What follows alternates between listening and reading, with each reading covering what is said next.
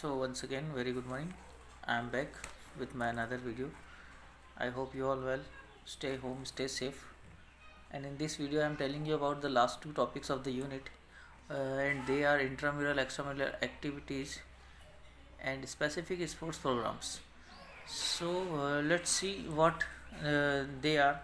And again, I tell you, before we start with the video or explanation, please take your pencils and book with you, because I can't show you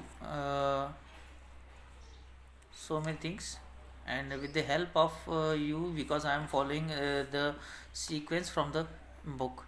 So if you have a book, it is better to understand. Then the first topic of today is intramural activities. So here intra means the word intramural means activities performed inside the wall of the institution. Means the word intramural is the combination of two Latin words. Intra means inside, and mural means within the walls. Thus the intramural means competition with in the walls. For example जो institution के अंदर के competition होते हैं, जैसे हम लोग suppose example लें कि जो हम लोगों के स्कूल में हाउस कॉम्पिटिशन्स होते हैं, these are the perfect example for the intramural activities. Intramural activities में भी कई सारे ऑब्जेक्टिव्स होते हैं. मीन्स इंट्राम्यूरल एक्टिविटी भी कई सारी चीज़ों को कवर करती है, मिल के बनी होती है. जैसे mass participation, objectives of intramural activities के हम लोग देखें तो मास पार्टिसिपेशन जो होता है कई सारे लोगों का इसके अंदर हो सकता है. देन टैलेंट जो होता है वो आइडेंटिफाई कर सकते हैं कि हमारे स्कूल में बेस्ट प्लेयर, बेस्ट स्केच बनाने वाले, बेस्ट म्यूज़िक में कौन से बच्चे हैं जिनको हम लोग फाइंड कर सकते हैं. Then to create interest, competition में जब प्राइज डिस्ट्रीब्यूशन होता है तो कई सारे बच्चों को मोटिवेशन भी मिलता है. देन उनका इंटरेस्ट जनरेट होता है कि वो भी इसमें पार्टिसिपेट करें. Then to develop social values, ये बहुत इंपॉर्टेंट चीज़ है कि जब किसी चीज़ में हम लोग पार्टिसिपेट करते हैं तो हम लोग कई सारी जो बातें हैं सोसाइटी की उसको भूल के कंपटीशन में पार्टिसिपेट करते हैं और जो उसकी वैल्यूज़ है वो इंक्रीज़ हो जाती है. Then organisational ability of the student, जो स्टूडेंट्स होते हैं, जो छात्र होते हैं, जो उनमें एक ऑर्गेनाइज करने की चीज़ों को, जो एक्टिविटी को ऑर्गेनाइज करना या क्रिएट करना या जनरेट करना, उसकी एक इच्छा बढ़ जाती है. कई सारे फैक्टर्स जो हैं इसको इफ़ेक्ट करते हैं इंट्राम्यूरल एक्टिविटीज़ को, तो विच देयर हम लोग देखेंगे. Need and condition of institution. अब जब इंट्राम्यूरल एक्टिविटीज़ को हम लोग प्लान करते हैं तो इंस्टीट्यूशन में कई सारे कंडीशंस होती है, जैसे नंबर ऑफ़ स्टूडेंट्स हैं या स्टाफ हमारे पास अवेलेबल है कि नहीं है, कौन सी एक्टिविटीज़ हम लोग करा सकते हैं, स्कूल में फ़ंड का अरेंजमेंट है कि नहीं. तो इंस्टीट्यूशन की कंडीशन पे भी निर्भर करता है, या हम लोग डिपेंड करते हैं कि कौन सी एक्टिविटीज़ हम लोग कराएं. देन फैसिलिटीज़ अवेलेबल कौन कौन सी होती हैं, ये कई सारे फैक्टर हैं जो इंट्राम्यूरल एक्टिविटीज़ को इफ़ेक्ट करते हैं. देन एक्टिविटीज़ फॉर मास कम पार्टिसिपेशन, एक्टिविटी जो होती है वो ज़्यादा से ज़्यादा लोगों में हम लोग अरेंज कर सकते हैं कि नहीं. सुपरविज़न टीचर्स के थ्रू हमको रखना होता है. Then active role of the student, जो स्टूडेंट होते हैं उनका जो रोल है, जो पार्टिसिपेशन में जो उनकी भूमिका है, वो एक्टिवली पार्टिसिपेट कर रहे हैं या नहीं. ये सारी चीज़ें बुक में अवेलेबल हैं, ये रीडिंग से ही क्लियर हैं. आप लोग इनको एक बार देखेंगे तो आपको ज़्यादा अच्छे से समझ में आएगा. देन इम्पॉर्टेंस हम लोग डिस्कस करेंगे कि क्या इम्पॉर्टेंस होता है इंट्राम्यूरल एक्टिविटीज़ का. एक तो होता है कि हम लोग अपॉर्चुनिटी प्रोवाइड करते हैं, स्टूडेंट्स को अपॉर्चुनिटी मिलती है पार्टिसिपेट करने की, और जब वो कंपटीशन फेस करते हैं, जीतते हैं, तो उनके अंदर एबिलिटी भी बढ़ती है कि वो आउटसाइड के कंपटीशन को फेस करें, पार्टिसिपेट करें. उनका इंटरेस्ट डेवलप होता है, developed interest, healthy competition, sportsmanship qualities develop होती हैं. प्रमोट मॉरल वैल्यूज़ उनके अंदर, जैसा हम लोग देख चुके हैं, मॉरल वैल्यूज़ की जो बढ़ती है, इच्छा बढ़ती है. देन लीडरशिप की क्वालिटी बढ़ती है. फिज़िकली जो बच्चे होते हैं वो स्ट्रांग होते हैं, पार्टिसिपेट करते हैं, मेंटली स्ट्रांग होते हैं. Then same as extramural activities. The word again extramural means activities performed outside of the walls. Thus, these are the competition of various activities at intramural, institutional level, जो institute के बाहर के competition है, जैसे हम लोगों के डिस्ट्रिक्ट गेम्स हो गए या एक क्लस्टर गेम्स हो गए, जोनल लेवल के गेम्स हो गए, जिसमें हम लोग स्कूल के बाहर कंपटीशन को फेस करते हैं। ये बहुत अच्छा होता है स्टूडेंट्स की क्वालिटी को डेवलप करने के लिए, स्पेशली स्पोर्ट्स में जब वो कंपटीशन करते हैं इनसाइड द स्कूल तो उनको कंपटीशन इतना ज़्यादा नहीं मिलता, लेकिन जब कंपटीशन बाहर वो लोग जाते हैं तो कई सारी चीज़ें वो देख के भी सीखते हैं।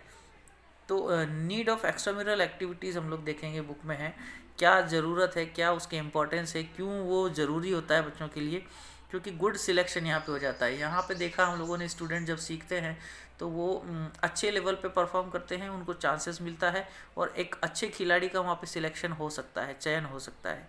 स्पेसिफिक सफिशिएंट प्रैक्टिस, सफिशिएंट यहाँ पे उनको प्रैक्टिस मिलती है, जिसके कारण कि वो अपनी क्वालिटी को और बढ़ा सकते हैं। सिस्टमेटिक ट्रेनिंग मिल सकती है उनको, जब वो बाहर कॉम्पिटिशन जाते हैं तो कई सारी एक्टिविटीज़ एक्सरसाइज के थ्रू जो क्वालिटीज़ है, जो स्किल्स है गेम्स की अलग अलग, उसको डेवलप करने के लिए क्या स्पेसिफिक एक्सरसाइजेज होती हैं वो उनको मालूम पड़ता है। सिस्टमेटिक तरीके से वो ट्रेनिंग को करना सीखते हैं। देन टीम स्ट्रेटेजीज डेवलप होती हैं, जब बाहर कंपटीशन होता है तो टीम में कई सारी प्लानिंग होती है ड्यूरिंग द गेम्स, वो हम लोगों को सीखने को मिलती है। टीम वर्क हम लोगों का जो है वो डेवलप होता है। Then develop social qualities as well as social qualities तो सारे प्रकार के कॉम्पिटिशन्स में डेवलप होती ही हैं। Then develop good team ethics, ethics जो हैं, जो all members of the team should enforce to obey their captain. तो एक टीम को एक गुड लीडर की इंस्ट्रक्शंस में, उसकी कमांड में खेलना होता है। वो जो एथिक्स हैं, जो रूल्स हैं, जो टीम के अकॉर्डिंग एक पर्टिकुलर एम के लिए पूरे को गैदर्ड करते हैं, वो डेवलप होता है। Then use the standardised equipment भी, क्योंकि हम लोग जब अच्छे लेवल पे खेलने जाते हैं तो ऑब्वियसली हम लोगों को कई सारे जो ट्रेनिंग के इक्विपमेंट हैं, जो एक्सरसाइज के इक्विपमेंट हैं, जो गेम्स के इक्विपमेंट है, वो क्वालिटी अच्छी मिलती है खेलने के लिए, पार्टिसिपेट करने के लिए। Then competition among the age groups के अंदर जो कंपटीशन होता है उसमें भी हम लोगों को कई सारी चीज़ें अपनी एज ग्रुप के अंदर, अपने जेंडर के अंदर, एज ग्रुप के अंदर और अपने एरिया वाइज हम लोगों को पार्टिसिपेट करने को मिलता है, हमको रिप्रेजेंट करने को मिलता है चांस कि हम अपने डिस्ट्रिक्ट को, अपने स्टेट को, अपने कंट्री को रिप्रेजेंट करें। देन रिस्पेक्टिंग रूल्स, गेम्स में ये बहुत इंपॉर्टेंट चीज़ है कि अगर हम रूल्स का रिस्पेक्ट नहीं करेंगे तो हम लोगों को मैच से बाहर कर दिया जाता है। और कई सारे ऐसे हैं कि हम लोगों को मिसबिहेव करने पे, ऐसे रूल्स हैं, मिसबिहेव करने पर हम लोगों को कंपटीशन से कई समय के लिए बाहर रखा जाता है। तो एक क्वालिटी डेवलप होती है रूल्स को रिस्पेक्ट करने की। ये थे एक्स्ट्रा म्यूरल एक्टिविटीज़ के बातें जो मैंने आपको बताई। देन नेक्स्ट हम लोगों का लास्ट जो टॉपिक है वो है specific sports programme. Specific sports programme book में कई सारे एग्जांपल्स दिए हुए हैं कि स्पेसिफिक स्पोर्ट्स प्रोग्राम के अंदर run for health, run for unity, run for, तो वो क्या होते हैं, क्यों ऑर्गेनाइज किए जाते हैं। किसी भी गुड कॉस्ट के लिए कॉमन एक प्रोग्राम अरेंज करना जिससे लोगों को मोटिवेशन मिले, एक अवेयरनेस मिले और कई सारे फंड्स को कलेक्ट करने के लिए। जैसे खरगोन में हम लोगों ने देखा था कि मैराथन दौड़, 10 किलोमीटर मैराथन दौड़ पिछले 3-4 साल से ऑर्गेनाइज हो रही है। उसमें कई सारे लोग पार्टिसिपेट करते हैं, वो रनिंग एक करवाते हैं लॉन्ग डिस्टेंस, क्योंकि लोग हेल्थ के लिए थोड़ा सा अवेयर हों। तो इस टाइप के प्रोग्राम्स उसके अंदर ऑर्गेनाइज किए जाते हैं। जैसा बुक में लिखा हुआ है, health is the man's biggest assets, जो स्वास्थ्य है वो मनुष्य का सबसे बड़ा हथियार है, सबसे बड़ा एक तथ्य है, जिसको कि मैन कैन नॉट प्रोग्रेस और proper unless he possess good health. अगर वो स्वस्थ नहीं है तो वो प्रॉपर ग्रोथ या डेवलपमेंट नहीं कर सकते। The health can be improved through the various activities of physical education. जो हेल्थ है वो इम्प्रूव होती है कई सारी जो वेरियस एक्टिविटीज़ हैं फिज़िकल फिटनेस की, फिज़िकल एजुकेशन की।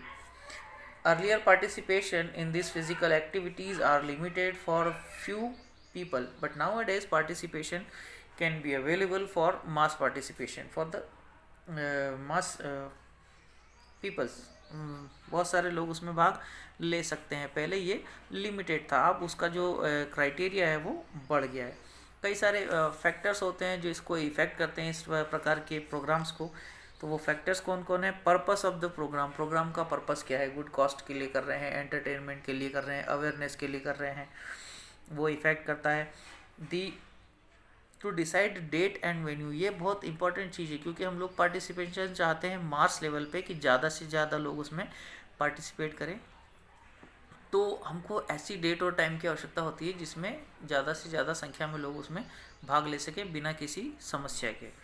Then checking the schedule, schedule check करना होता है। Then path of the event, जो हम लोग जैसे रेस कराएंगे या लॉन्ग डिस्टेंस रेस या रनिंग या कोई, तो उसका रूट क्या होगा वो बहुत इंपॉर्टेंट होता है। देन अरेंजिंग द रिक्वायरमेंट्स, जो रिक्वायरमेंट है प्रोग्राम की उनको सबको अरेंज करना होता है। मेकिंग द बजट, बजट बहुत इंपॉर्टेंट चीज़ है। हर चीज़ में हम लोगों को पैसा लगेगा तो बजट कैसे कलेक्ट होगा, क्या उसका डिस्ट्रीब्यूशन होगा, कहाँ हमको खर्चा करना है, वो एक इम्पॉर्टेंट चीज़ है। इन्फॉर्मेशन टू द पार्टिसिपेंट, जो पार्टिसिपेट कर रहे हैं, क्योंकि बहुत ब्रॉड लेवल पे अगर कार्यक्रम हो रहा है, ज़्यादा संख्या में लोग पार्टिसिपेट कर रहे हैं, तो उनको हमको सारी उनकी डिटेल हमारे पास होना चाहिए। देन सेफ्टी अरेंजमेंट, क्योंकि ज़्यादा लोग पार्टिसिपेट करेंगे तो उनकी सुरक्षा भी बहुत इंपॉर्टेंट चीज़ होती है। देन चेक ओवर पार्टिसिपेंट्स, पूरा उनका ध्यान रखना होता है, पूरी उनकी फैसिलिटीज़ का, उनकी फर्स्ट एड से संबंधित, उनके फूड शेल्टर से संबंधित। देन फैसिलिटीज़ क्या क्या हम लोग दे सकते हैं इवेंट के अंदर, कौन कौन सी फैसिलिटी हम लोग पार्टिसिपेशन को दे सकते हैं, पार्टिसिपेंट को।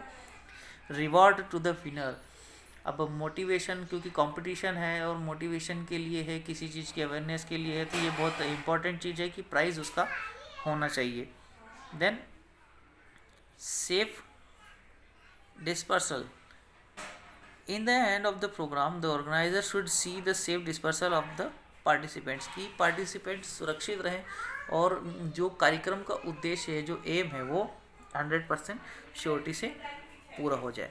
तो लास्ट 2 टॉपिक हम लोगों ने देखे, और मैं आप लोगों के पास नोट्स फिर एक बार भेज दूंगा, because till now so many are said they didn't get the notes, then I will send you one more time. तो आप लोगों को नोट्स भी अपनी कॉपी में अभी कॉपी करना है और 1 यूनिट पूरा हम लोगों को कंप्लीट करके रखना है।